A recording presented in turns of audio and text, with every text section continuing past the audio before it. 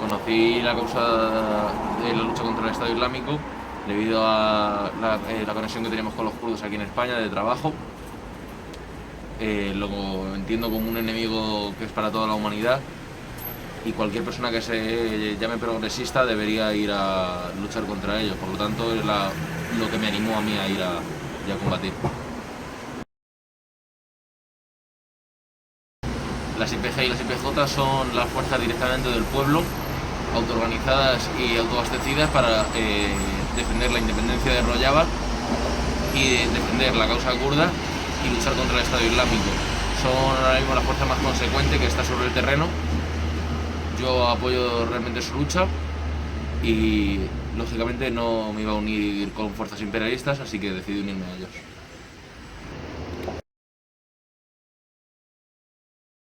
Pues de total apoyo, ya que juntos estuvimos trabajando durante muchos años con los kurdos de aquí de España y ellos aceptaron mi decisión y a mi marcha intentaron colaborar para darle publicidad al conflicto, para que se visibilizase que yo estaba allí, lo que estaba haciendo y la causa kurda y por qué realmente combaten los kurdos. Pues mi familia lo entendía, no lo compartía, pero también me apoyaron en mi decisión. La llegada fue bastante normal. También te hacen esperar para cruzar por la noche el río, ya que los peshmergas bloquean todo paso hacia Rojava desde Irak. Solo permiten pasar a civiles e intentan evitar a toda costa que gente internacional vaya a luchar allí. Entonces, un poco de tensión al principio, y cruzas por la noche, sabes que lo estás haciendo de manera ilegal, pero sin mayor problema. A la ida no, a la vuelta sí tuvimos un problema porque los peshmergas estaban al otro lado del punto, porque teníamos que cruzar el río y estaban intentando controlar que nadie pasase. Cuando pasamos, intentaron investigar de dónde habíamos venido, no nos encontraron y en el momento en el que ya comenzamos a correr para huir, porque si no acabas en el calabozo allí, comenzaron a disparar directamente. Eso es a lo que se dedican, que es evitar que cualquiera pase a Irak y evitar cualquier refuerzo que puedan tener las IPG que no esté oficializado por ellos.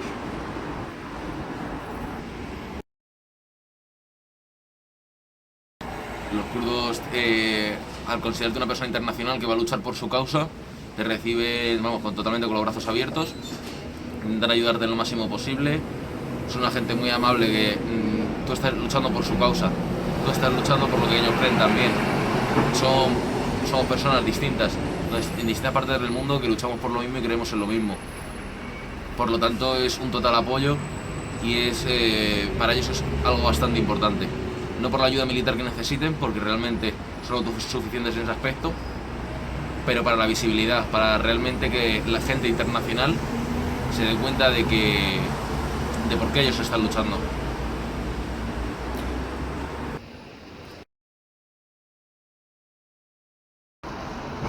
Para ellos son un gran apoyo, ya lo he dicho, no tanto militar, pero ayuda bastante a que se visibilice el conflicto en los países de la Unión Europea, por ejemplo, que se visibilice más en Turquía, que se visibilice más en Estados Unidos, ya que, por ejemplo, yo antes de ir allí, antes de conocer realmente quién está luchando contra el Estado Islámico, tú en las noticias lo que ves es que alguien está luchando contra el Estado Islámico, alguien hace retroceder al Estado Islámico.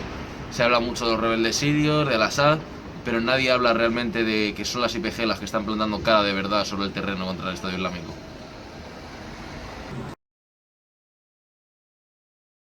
El día a día de estar en el cuartel a estar en el frente es algo distinto. Por ejemplo, en el cuartel haces una guardia por la mañana y una por la noche, y sobre todo durante el día te dedicas a hacer mantenimiento de lo que es el cuartel en general para que tenga un nivel de vida aceptable. También hay veces que te toca la labor de cocinero y se va rotando también. Y por ejemplo, después ya en el frente La comida la va haciendo la gente según puede. Las guardias son mucho más largas, también hay una por la mañana y otra por la noche.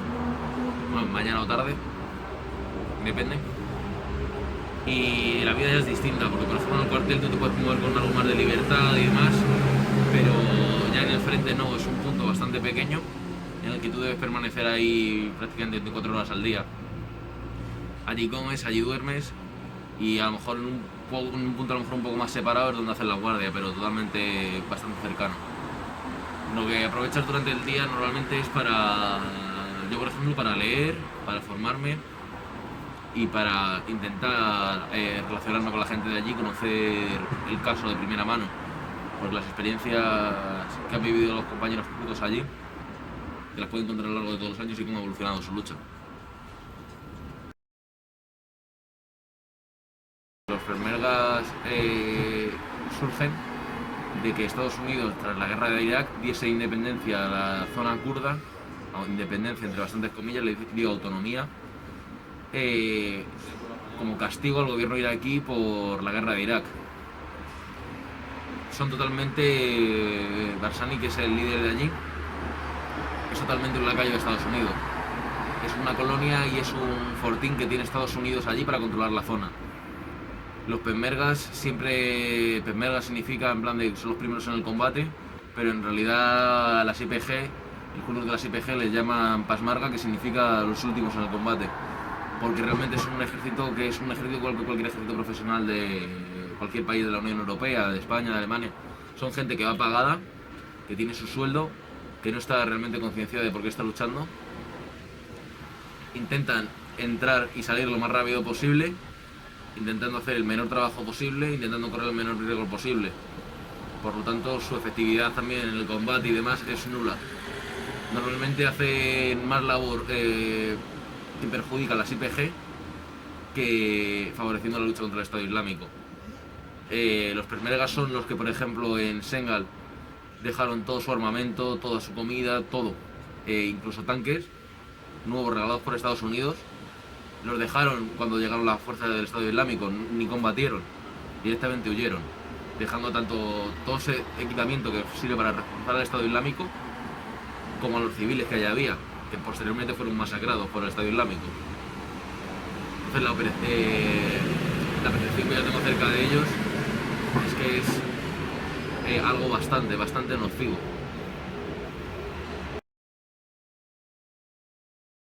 Los medios han dicho desde que estábamos con el PKK que no es cierto,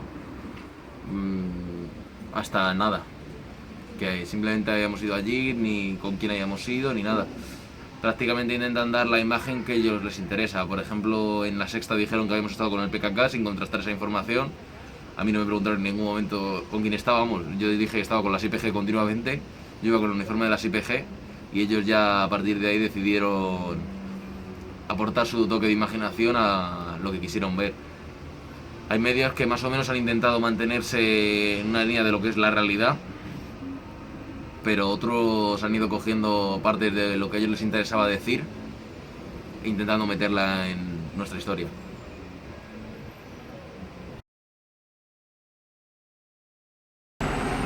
Hombre, lógicamente les interesa dar más publicidad a los medios burgueses de lo que les beneficia a ellos. Por ejemplo, hablan mucho de que Rusia apoya al Assad, pero no hablan tanto de que Europa y Estados Unidos apoyan a los rebeldes sirios. Ya han dicho en ocasiones que financiaron mal a los rebeldes sirios, que si los rebeldes sirios han sido apoyados por la Unión Europea y demás, pero no es algo que se esté escuchando normalmente, igual que sí que se escucha más normalmente que los rusos intentan apoyan al Assad.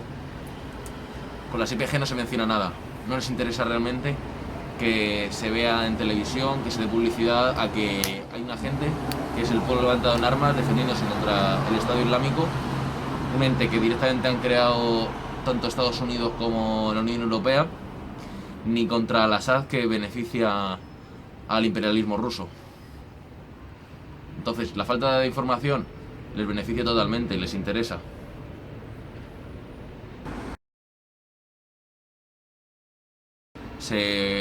son autosuficientes por el cultivo que tienen ya en esa zona, que es una zona bastante fértil, a través de los numerosos pozos de petróleo que hay en toda la zona, que es lo que realmente les interesa a los imperialistas, tanto rusos como americanos y europeos, y a través de la ayuda que pueden recibir de esas potencias imperialistas por el hecho de estar luchando contra un enemigo común.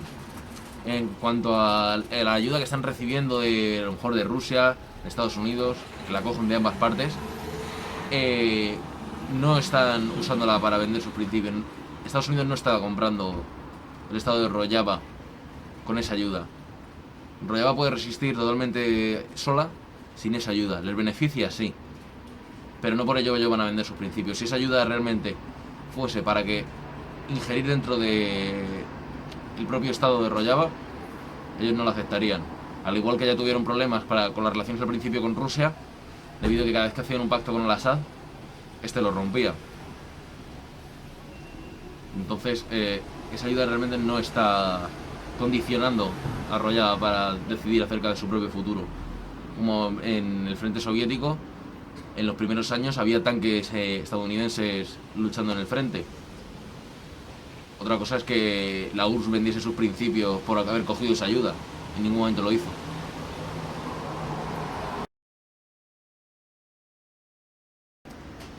La ayuda de las ONG no se ha visto demasiada, ya que, por ejemplo, en Rojava no es tan necesaria. Por ejemplo, sí es cierto que he visto, por ejemplo, campamentos de la ONU y demás para civiles en lo que es Irak. Pero, por ejemplo, también esa ayuda no se ve demasiado, porque toda la ayuda que quiere pasar por Turquía la bloquean. Nosotros mismos desde los comités de solidaridad hemos intentado enviar medicamentos, comida, ropa, y en Turquía nos han bloqueado ese envío. Por ejemplo, en Rojava tú no ves a nadie pidiendo en la calle, tú no ves a nadie que no tenga para vivir, cosa que en Irak, por ejemplo, sí. En Irak ves mucha opulencia de empresas americanas, que si tractores, que si coches de lujo, pero ves que en todos esos sitios hay montones y montones de personas pidiendo, ves montones y montones de descampados que están llenos de basura porque a nadie le interesan los megacentros comerciales y vender los productos estadounidenses. En total, en comparación, en Rojava no hay mega empresas de productos agrícolas y demás, pero no hay nadie pidiendo en la calle. Por lo tanto, la ayuda a las ONGs tampoco es tan vital allí.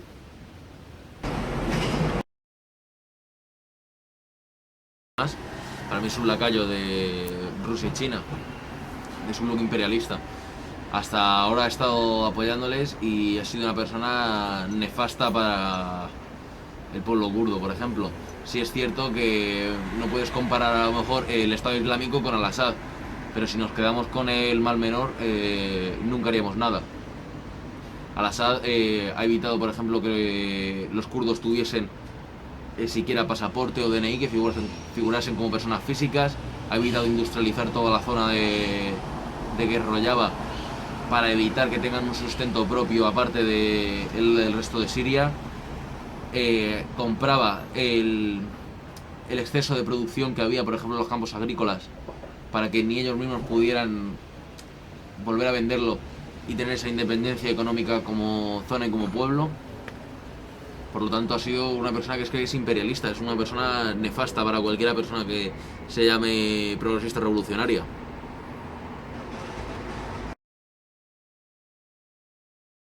La Unión Europea tiene una posición bastante hipócrita, debido a que sí es cierto que en ocasiones mandan ayuda para las IPG, pero normalmente lo que hacen es regalarle, por ejemplo a Alemania en este caso, armas a los peshmergas, armas que después sirven de ayuda indirecta al Estado Islámico, porque los peshmergas salen corriendo y les abandonan en el campo de batalla. Les dan... Hay peshmergas que van directamente a Alemania a entrenarse en el uso de ciertas armas más avanzadas como lanzamisiles y demás. Les están dando dinero, les están dando apoyo, pero por ejemplo después, como por ejemplo hizo Francia también, dejó salir con total libertad a toda la gente del Estado Islámico que quisiese irse a luchar a Siria. porque en ese momento les beneficiaba. Cuando no hubiese control, al volver toda esa gente que ha luchado también, el problema que se han encontrado es que atentan allí. Entonces Francia, España con su nula gestión, con su inactividad total, su permisividad con todo esto, está apoyándole directamente. Que nos condenen a nosotros cuando nosotros hemos ido a luchar contra el Estado Islámico, cuando realmente la gente del Estado Islámico no le meten en la cárcel por ser del Estado Islámico, sino por haber cometido algún otro delito, por ejemplo cuando les envían dinero, cuando hacen trata de blancas, les condenan por esos delitos, no por pertenecer al Estado Islámico, es favorecerlos totalmente. El gobierno de Turquía es totalmente antikurdo, llevan años y años y años persiguiendo a los kurdos, oprimiéndole. El objetivo que tienen es que no exista Rojava, no se cree un Estado kurdo fuerte, no se cree un Estado kurdo que realmente pueda alentar a las masas de la zona kurda que está dentro de Turquía para levantarse, para lograr su propia independencia. El objetivo que tienen al atacarlos es ese totalmente. También están apoyados por el gobierno supuestamente kurdo y que favorece a los kurdos y es una autonomía kurda de lo que es la autonomía de Irak. Porque la mayoría de zonas que han bombardeado de los kurdos de las YPG han sido dentro de Irak. El objetivo que tienen es ese. Es evitar que en la propia Turquía la gente tenga esperanza de que se vaya a lograr un Estado kurdo independiente allí dentro.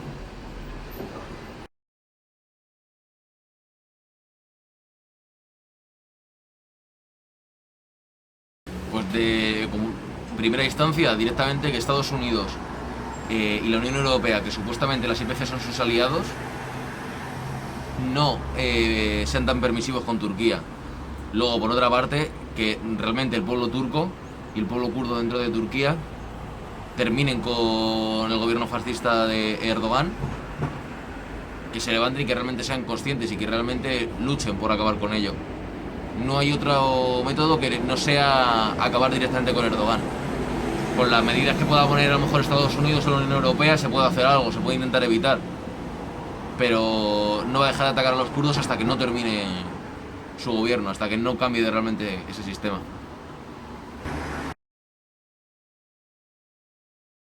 Por supuesto, Rusia controla totalmente, hasta que empezó la guerra, todo Siria. Al-Assad era un títere del imperialismo ruso.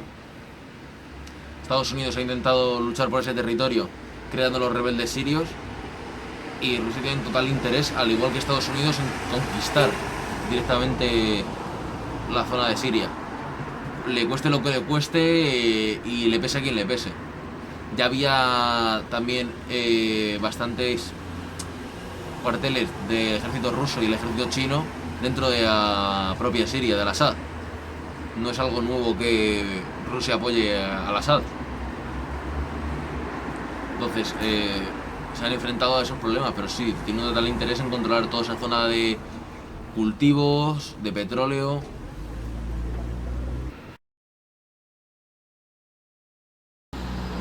Yo creo que Erdogan, por el hecho de que Erdogan tiene el apoyo de la OTAN, de Estados Unidos, de la Unión Europea, tiene cierto respeto con Rusia y con China, debido a que no está dentro de la Unión Europea, pero tampoco está dentro de la OTAN. Y tiene el respaldo de todos ellos. Y todo lo que haga está respaldado y está amortiguado también por el peso que tiene Estados Unidos y la Unión Europea. Ahora mismo el autogolpe de Estado que se ha dado no ha tenido repercusión alguna, a pesar de la purga criminal que ha hecho de jueces, del ejército, de cualquier persona que fuese contraria a él dentro de lo que es el Estado turco. No ha tenido repercusión alguna, mientras que el Estado Islámico, quieras o no, todo el mundo le criminaliza. A pesar de que lo hayan estado apoyando antes, todo el mundo le criminaliza. Pero al Estado fascista de Turquía no. Los kurdos están luchando por una revolución democrática. Existen diferentes ideologías, pero son ideologías progresistas. Ahora mismo tampoco están luchando por la creación de un Estado socialista, por lo tanto no estamos enfrentados en opuesto a algunas ideologías burguesas que sí que predominan dentro de lo que son las IPG. ¿Se debate? Sí, se debate. Pero todos ahora mismo estamos luchando por unos mínimos comunes. Y sí es cierto que te encuentras, por ejemplo, gente que es apoísta, que nosotros consideramos que tienen numerosos errores, que es una ideología que realmente en su trasfondo es pequeño burguesa, pero es progresista. Ahora mismo para el estado de Rojava es totalmente un progreso para toda la clase obrera de Rojava y todo el pueblo kurdo en general.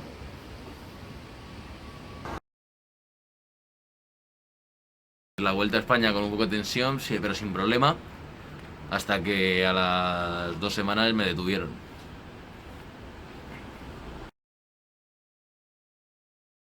Acabar con el Estado Islámico, que se respete la autodeterminación del pueblo kurdo, y no solamente en la zona de Rojava, sino en Turquía, en Irán. Si me pusiese en el mismo 25 de diciembre que yo me fui de aquí de España, sí, volvería a hacerlo.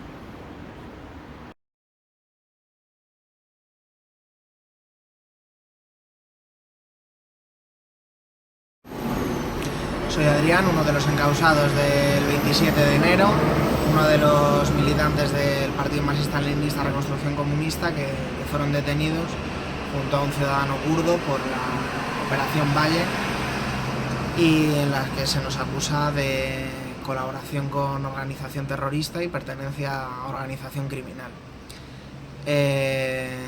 Durante las detenciones nosotros en principio no sabíamos muy bien de qué se trataba. Después, una vez con el sumario en la mano, ya vimos cuáles eran las acusaciones y a qué nos ateníamos. Sabíamos que era algo relacionado con el pueblo kurdo y que se acusaba al Partido Marxista-Leninista Reconstrucción Comunista de haber enviado a 2 militantes a combatir a Rojava, cuando esto es de todo punto falso, y fueron ellos quienes por iniciativa propia acudieron a combatir.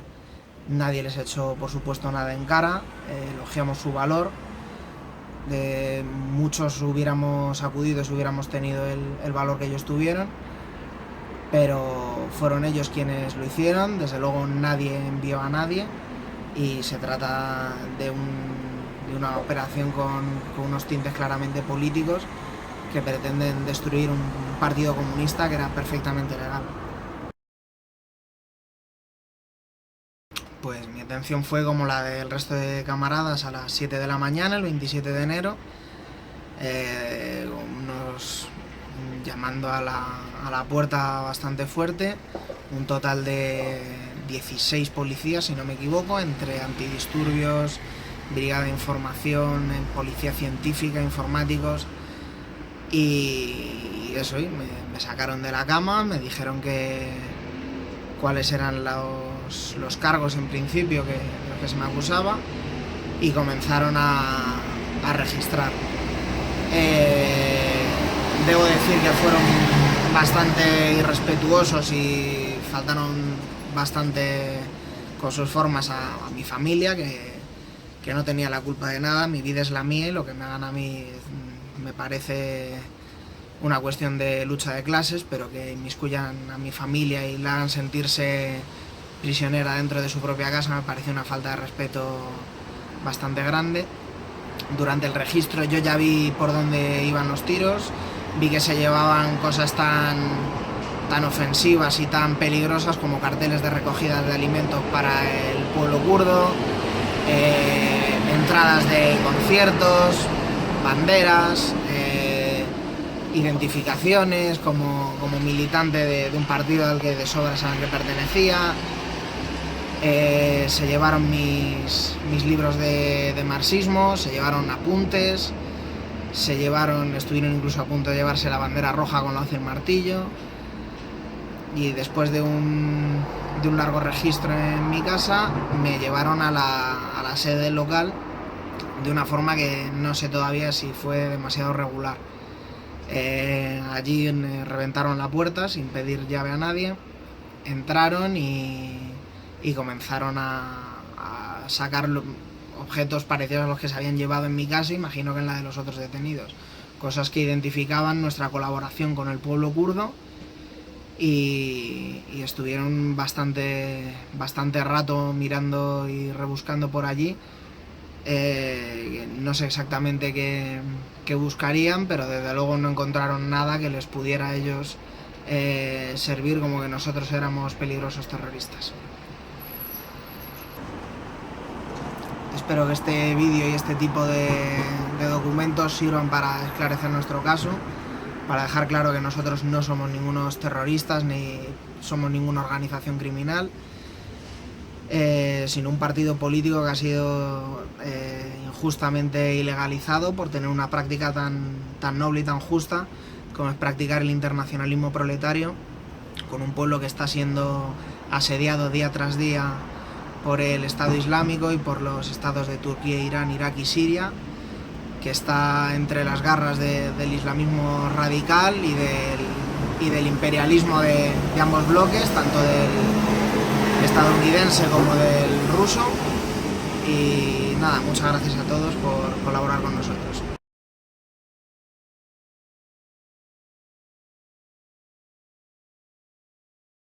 Me llamo Carlos, fui detenido el miércoles 27 de enero a las 7 de la mañana junto a otros 7 compañeros de entonces Partido Marxista-Leninista Reconstrucción Comunista, actualmente ilegalizado, y un ciudadano kurdo con el que trabajamos habitualmente. A las 7 de la mañana, como ya he dicho, llamaron a la puerta de una manera bastante violenta, como es habitual en estos casos, pegando golpes, llamando al timbre, diciendo que era la policía, que sujetase a mi perro, que iba a poder acabar mal la cosa, porque evidentemente si un perro ataca, pues lo matan, pero el perro no salió, no atacó ni nada por el estilo. Cuando nada más abrir, me pusieron las esposas y me dijeron que yo estaba acusado de pertenencia a organización criminal y colaboración con banda terrorista.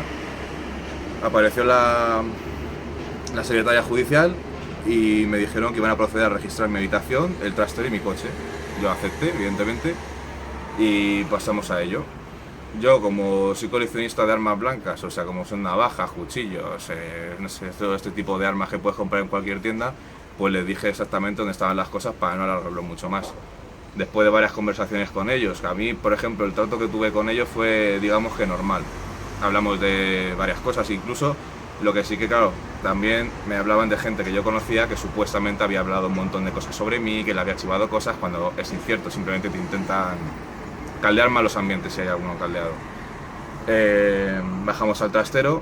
Bueno, también decir que constancia que constantemente me preguntaban por pistolas, por fusiles, por gente a que supuestamente habíamos agredido. Bajamos al trastero y entonces cuando el jefe de la gente que estaba allí, que sean unos alrededor como unos 15, más de 10 edad, no sé cuándo, no les conté exactamente, me dijeron que si estaba ahí la pistola en el trastero y sonrió como la hemos encontrado y les dije que evidentemente no. Fuimos al coche. Mi coche estaba aparcado un poco lejos y por lo tanto fui esposado con un ejército alrededor de policías encapuchados, pasando por todos los vecinos y todos porque más bajamos sobre las 9 de la mañana, que los niños estaban entrando al colegio, y fue un espectáculo un poco gracioso. Llegamos al coche, la hora que lo registraron y demás, vieron que no había nada, entonces me metieron en el coche patrulla, bueno, un coche patrulla no, de la policía secreta, fuimos al juzgado de Leganés, ahí estuvimos esperando fácil una hora en el coche metidos. Fuimos cerca de la comisaría de Moratalaz a un centro médico para que me hicieran el reconocimiento y demás. También la anécdota de que la policía, el médico por ejemplo, no quiso que me quitaran las esposas, porque no sé por qué. Llegamos entonces a la comisaría de Moratalaz a eso de las 11, nos cachean, nos vuelven a leer los derechos, etc. Nos fotografían los tatuajes, los describen exactamente todos los que tenemos. Nos hacen las fotos y demás, y entonces ya nos meten en la celda. Y ahí permanecemos, entramos el miércoles a 11:30 hasta el viernes, no sé exactamente a qué hora salimos porque en ningún momento nos dejaban saber la hora. Constantemente tenían la luz encendida, no te dejaban saber la hora, no sé, era una situación un poco, pues que estaba desorientado. Sale desorientado, llegamos a la Audiencia Nacional, por fin nos vemos a todos un poquito en el furgón, aunque nos dividimos en dos furgones. Llegamos a la audiencia y allí permanecemos alrededor de unas 4 o 5 horas, fue un tiempo bastante extenso. Yo compartí celda con un estonio, me parece que era de Estonia el chaval. Entonces luego subimos a declarar, yo fui el último en declarar y bueno, la declaración no fue en ningún momento para mí una declaración, simplemente de malas maneras además, el magistrado nos preguntaba, entre comillas, todos los cargos que teníamos, nos decía que si habíamos estado en tal sitio, que si teníamos ciertas pistolas, que si teníamos zulos con bombas, que si yo había ordenado pegar a no sé quién, que si yo ordenaba a la gente de los comités regionales a llevar armas de fuego, cosas totalmente fuera de lugar, vamos, sin sentido ninguno. Entonces, normalmente a la gente, yo la escuchaba al bajar, porque yo fui el último, que decían libertad al bajar y demás, y pues perfecto. Pero yo, como fui el último, me di cuenta que cuando el fiscal y el juez acabaron de toda esa retahíla de cargos y demás, pues no quedaban no llegaban a un acuerdo. Y entonces yo bajé un poco preocupado, claro. Y cuando ya llegué otra vez a una especie de secretaría que hay, que te dice lo que tienes o lo que no, me dijeron que yo tenía prisión preventiva eludible con 6.000 euros de fianza. Y entonces volví a mi celda, otra hora y media, mientras mis camaradas se iban, yo me quedé solo preguntando que si alguien se venía conmigo, y entonces me di cuenta de que Roberto y Maslun, el ciudadano kurdo, pues nos íbamos los tres juntos, que por lo menos es un alivio, la verdad, ni irte solo a la cárcel. Nos montaron al rato, porque estuvimos también, ya sabiendo que ibas a la cárcel, estuvimos cerca de 1 hora y media o 2 horas, que no sabes exactamente el tiempo cómo pasa allí. Entonces fuimos al furgón de la Guardia Civil, nos llevaron a Soto del Real, allí donde están los ingresos. La verdad es que el trato ya fue... es verdad que la Audiencia Nacional fue un trato no muy amable, pero sí por lo menos correcto dentro de lo humano. Pero cuando llegamos a Soto del Real ya, como supuestamente estás yendo porque realmente ya eres lo que supuestamente están acusando o imputando, entonces el trato fue bastante diferente. Es cierto que según pasaban las horas y tal, hablabas con algún funcionario y te decían que, yo qué sé, que les parecía injusto que estuviésemos allí, que la causa por la que luchábamos pues era una causa justa, que estaban a favor de nosotros, o sea, que es que la gente alucinaba un poquito. Mi estancia en preventiva fue bastante corta, fueron 4 días, entré el viernes, no sé a qué hora, creo que a las 5 o las 6 de la tarde, y salí el lunes a las 9 de la noche, una cosa así, 4 días y 3 noches, y la verdad es que fue corta. Y la verdad, a ver, hay un montón de detalles y anécdotas que no voy a contar simplemente por tiempo y porque te vas acordando según vas memorizando, pero la verdad es que se pasaron, entre comillas, dentro de lo que cabe de estar en un régimen FIES y en una cárcel, que estábamos paré con pared, mis camaradas kurdos y mi camarada Roberto, y entonces pues podíamos dialogar y hablar, etcétera. Teníamos 3 horas de patio, y bueno, tampoco hablar aquí de la comida, de no sé qué, ahora no sé el caso. Y pues ya está, fue una estancia breve y la verdad es que sin ningún tipo de, no sé, de drama ni nada por el estilo, ni trauma humano. Aunque seamos inocentes y tengamos, pienso yo, un montón de cosas en nuestro favor, ante todo somos comunistas y no podemos dar una actitud débil y claudicadora.